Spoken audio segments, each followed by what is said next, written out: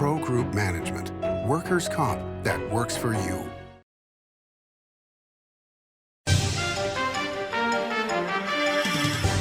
Welcome to Nevada Newsmakers. On the broadcast today, the acting U.S. Attorney for Nevada, Sigal Chattah, joins us for the whole show on an all-new Nevada Newsmaker.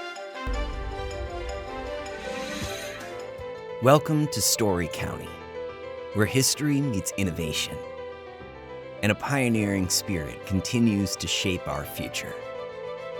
At the heart of the Tahoe Reno Industrial Center, we power the future with global leaders in technology and manufacturing, driving progress that reaches far beyond our county lines. From advanced manufacturing to tech innovation, our industries are creating thousands of quality careers, fueling a vibrant economy that benefits every Nevadan. But it's more than just growth. Our community is our foundation, supporting families, empowering local initiatives, and creating a place where everyone belongs. Be part of a legacy built on bold ideas and boundless possibilities. Join us in building a brighter future right here in Story County. Story County, helping build Nevada's future.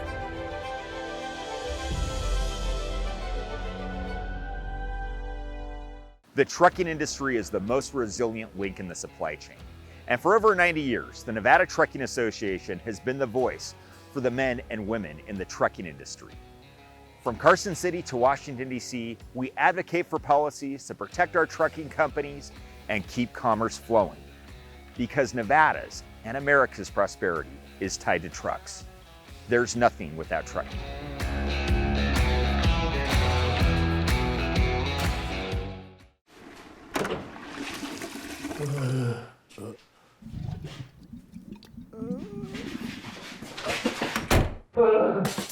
It happens. And when it does, there's UMC Quick Care. This is Nevada Newsmakers with host Sam Shad, a no-holds-barred political forum. Now, from the Nevada Newsmakers broadcast headquarters, here is Sam Shad. And back on Nevada Newsmakers, we are delighted to welcome back to the program acting U.S. Attorney for Nevada, Sigal Chattah. Welcome back to the program. Thank you, Sam. It's good to be back on. So Reuters put out a piece that's headlined, U.S. denies intervening in case of Israeli official accused of Nevada sex crime. This is regarding a gentleman named Tom Alexandrovich, and he posted bail and was whisked back to Israel. You were not pleased about this. Tell us the story, please. Well, so this was a sting operation that was headed by Henderson Police Department was the one that made the arrest on this. And he was taken into custody and booked at Henderson Jail. And then it's being prosecuted by Clark County District Attorney. And essentially that's where the case is at. I guess the charges are pending by Clark County District Attorney, and that's about it. All right, but the fact that he ended up being able to post bail and was whisked away to Israel had you concerned. The gentleman was in Las Vegas at the time of Black Hat, which is one of the cybersecurity industry's most prominent conferences, and he's a cybersecurity expert. Do you have a thought that potentially he might have been a spy? Oh, I have no idea. I mean, this is somebody that I'm assuming is being treated like every other one of those 8 people that was arrested in the sting. And I mean, whether he's a spy or not, I don't know. I'm the Department of Justice. I don't get into that. Okay. The Las Vegas Review-Journal, wrote a story, as you know, that was headlined, "Under Attack by U.S. Attorney, DA says," and that's Steve Wolfson, "Israeli officials' child sex sting bail was standard." Do you at this point agree that it was standard? Look, I mean, there's the state and the federal government are separate sovereigns, is what we call them, because the state has their jurisdiction. We have our jurisdiction. We follow the federal law. State follows state law. And I believe that the $10,000 bail is just a standard bail that all the other defendants in the case have also utilized. So there's a pastor involved, I know, that he bailed out as well.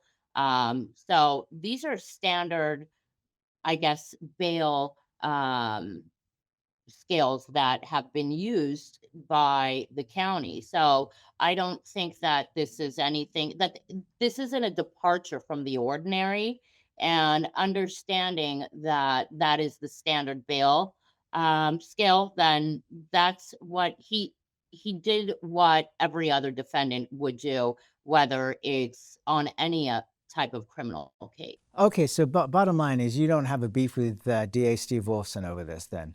No, no, not at all. I mean, look, I mean, here's the thing. I won't tell Steve Wolfson how to prosecute his cases like the same way I wouldn't appreciate him telling my office how to prosecute our cases. I think if the system doesn't allow for, because of the stringent bail scale that is used by the state courts, um, that's what he has to work with. Do I agree with the system? Absolutely not. Do I think that there could be more oversight? Yes. You have an Israeli national, or I don't know what kind of national. I'm assuming he's an Israeli national because he works for the Israeli government.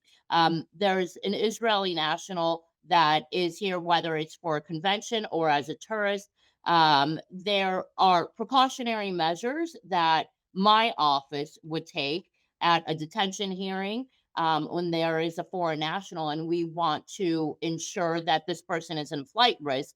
But again, I can't tell Mr. Wolfson how to prosecute his cases the same way that he can't tell my AUSAs how to prosecute a case. All right, well, let's turn to you. And when you were first appointed to this office, of course, there was a lot of news and a lot of pushback from Democrats.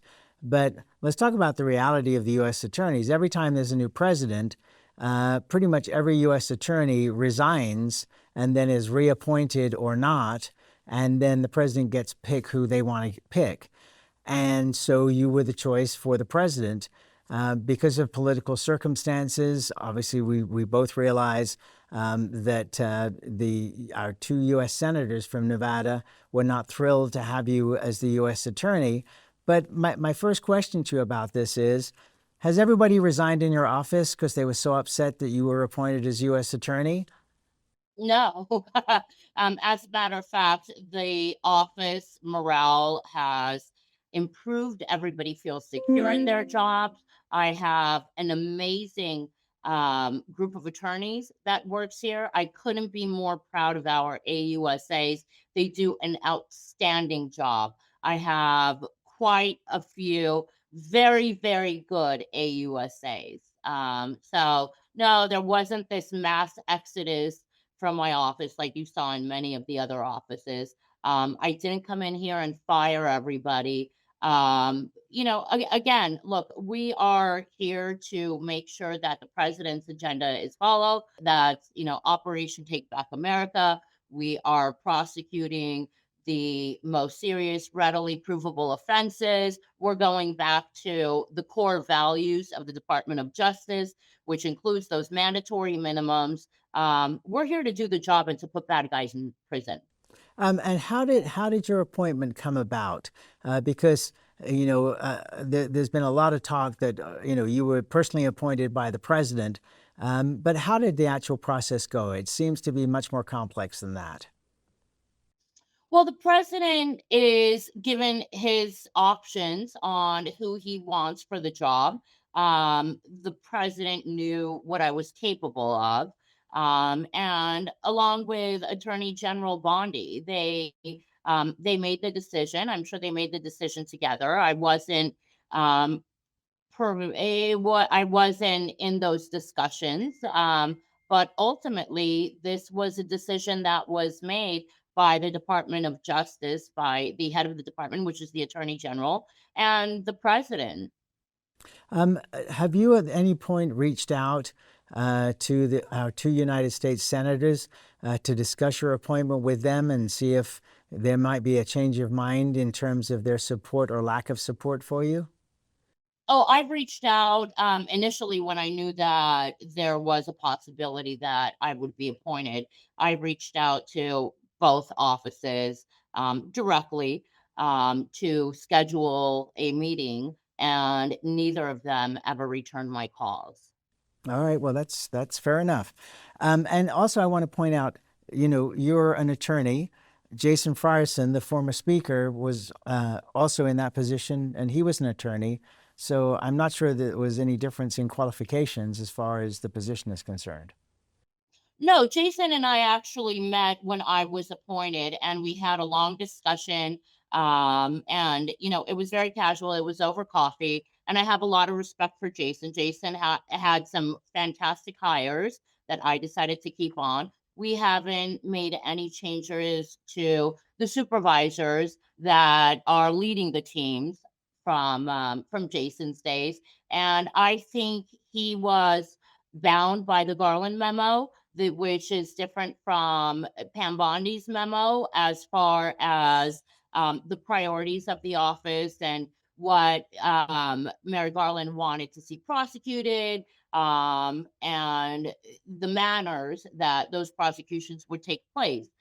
When I came on, the new Attorney General, Pam Bondi, issued various memoranda, and so the office, the tenor of the office is kind of different because every attorney general has their priorities, and this administration's priorities are Operation Take Back America, versus what Garland's priorities were. So let me ask you, one of the things that you've talked about on television in Las Vegas, at least so far, and I'd like you to talk about it here as well, is something that surprised you about airport security at Harry Reid. That there weren't dogs that were sniffing for drugs there. What were your concerns, and what are you in the process of being able to do to correct this? Well, look, Las Vegas is a heavy tourist destination.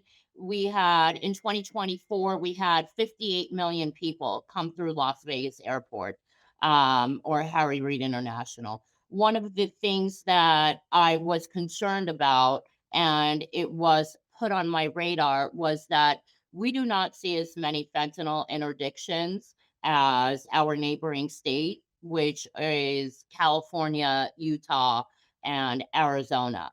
And I found that extremely suspect. And when I did my initial investigation, it was initially presented to me that because Nevada Highway Patrol is down by 40%, then the interdictions on the roads are just simply not there.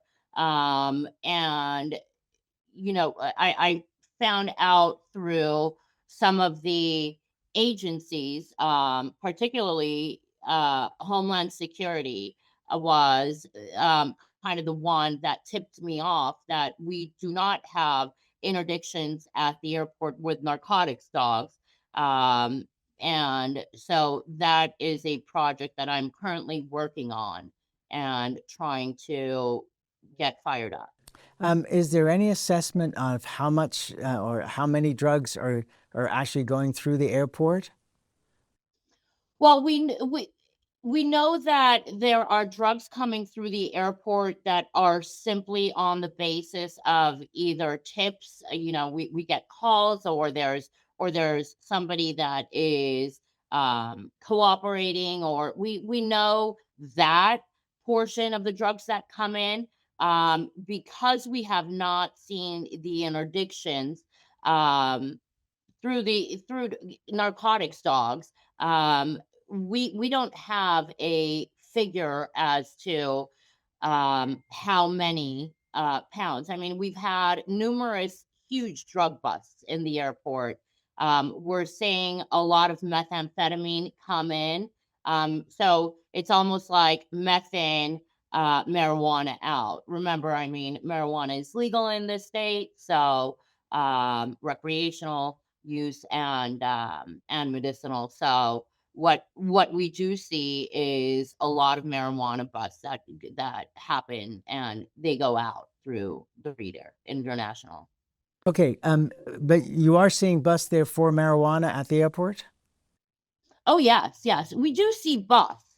However, those busts, we have to rely on tips or, happenstance of, searches being done. So, if we had narcotics dogs, we know that those busts would increase exponentially, both on the arrivals and on the departures. Okay, so with it being legal in Nevada but not being legal federally, where does that put you in terms of priorities for going after people for marijuana? And would you be going after just regular citizens, or is there a certain level of drug that you'd be looking at for prosecution?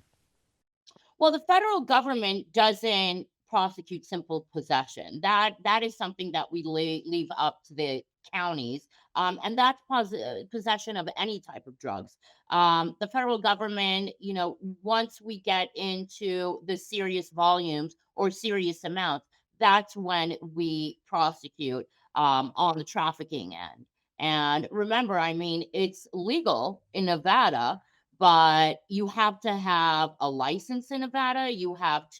So we defer as far as the licensing to, whether it's the CCB or we don't prosecute lawful licensees in the state of Nevada. That's not a priority.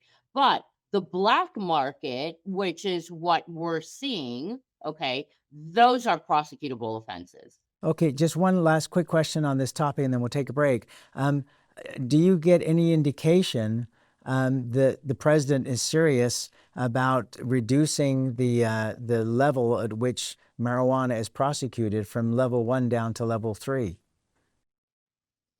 Has my office received any indication? Not at this time. Okay, all right, let's take a break. We'll come back more with the acting U.S. Attorney for Nevada, Sigal Chattah, after this timeout.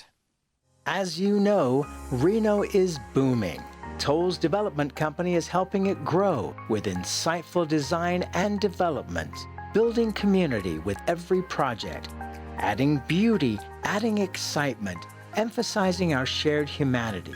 Reno is becoming bigger. Toll's development is helping it become better, more livable, more enjoyable. To learn more, go to tollsdevelopment.com. tollsdevelopment.com. Fantastic cocktails and delicious food.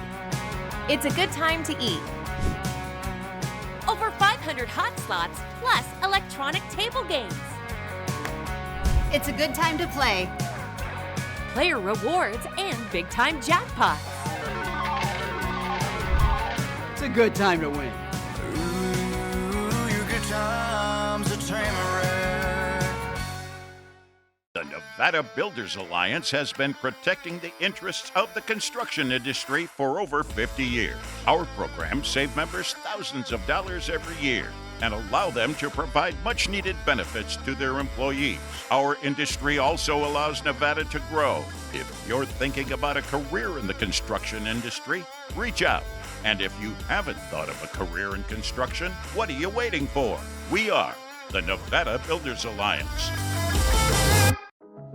A power line is more than a power line. It's maintaining the bottom line for small businesses. It's keeping the assembly line moving for our workforce. For our brightest minds, it's meeting a deadline. It's on the front line with our heroes. And on the sidelines of the biggest games.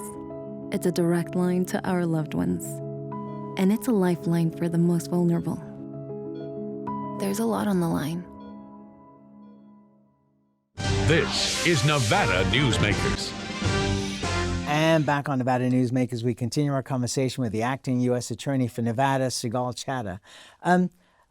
If you can, tell us the thing that most surprised you when you started looking at what the office was dealing with. Um, the thing that most surprised me, I don't want to sound vapid, but I came from the private sector, and the the federal working for the federal government is completely different than the private sector. Um, I don't want to say it's not an employee friendly place because it is an employee the camaraderie in this office is amazing. But again, the stringency and the rigidity of working for the federal government is what really surprised me. Okay. You had talked about the priorities for the Attorney General that came from the President. Can you share what those priorities are? Yeah, so Operation Take Back America involves obviously what we want to do is we want to get violent criminals off the street, whether they have an immigration tone to them or not.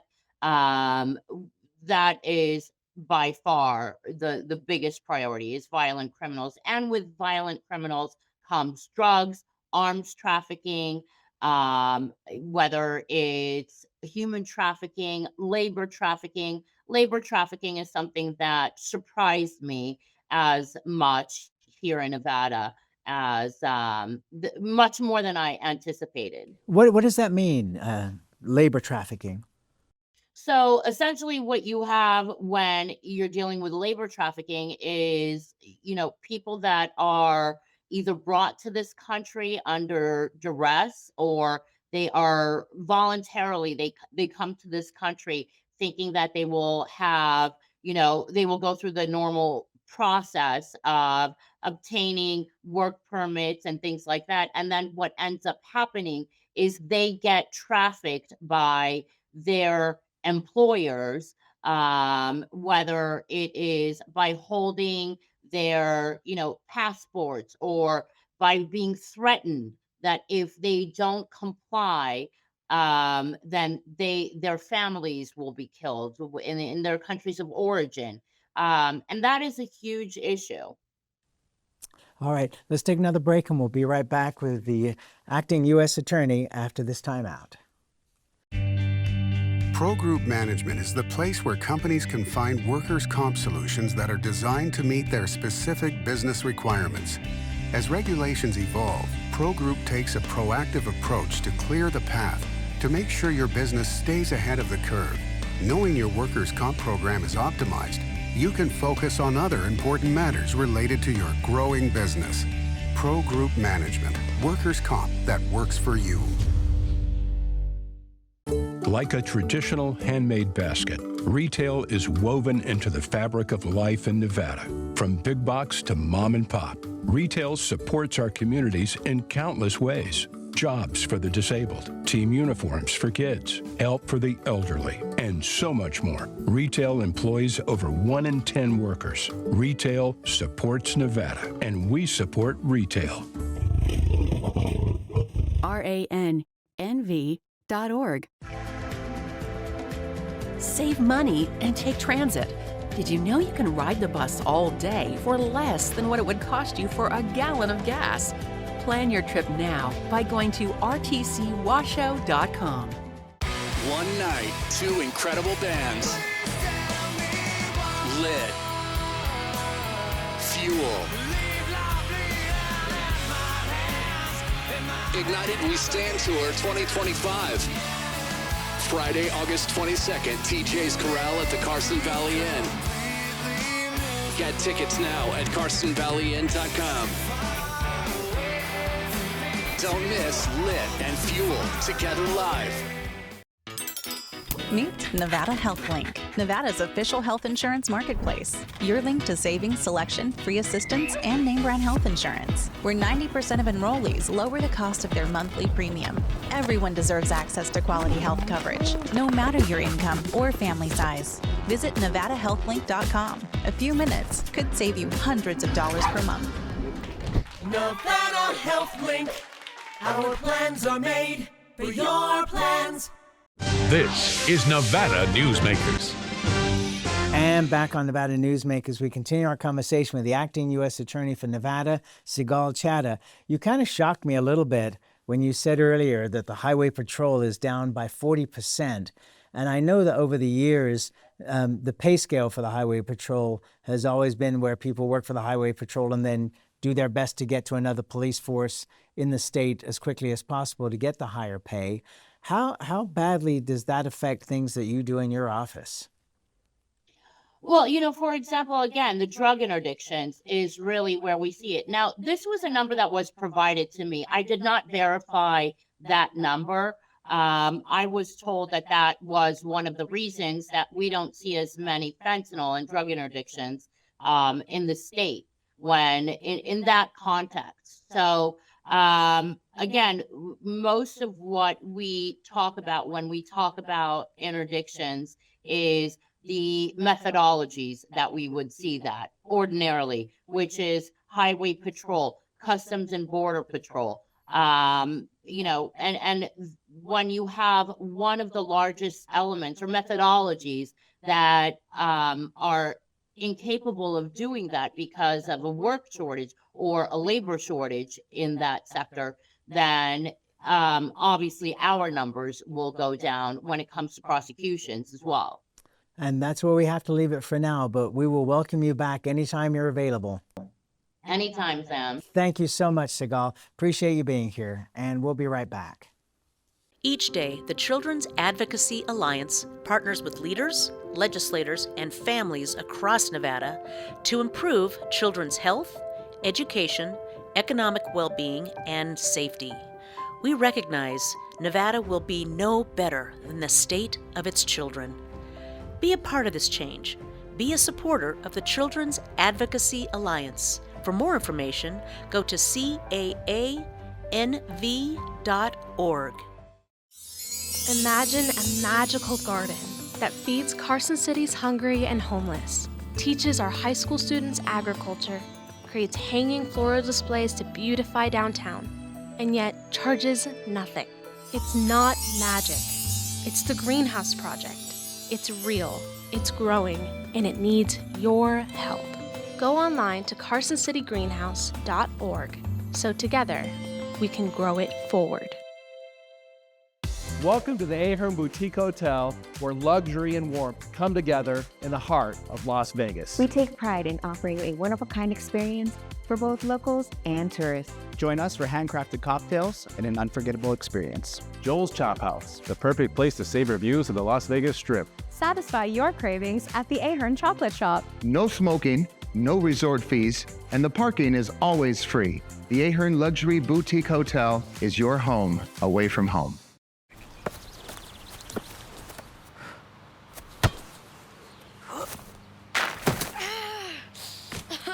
Mom! It happens. And when it does, there's UMC Quick Care.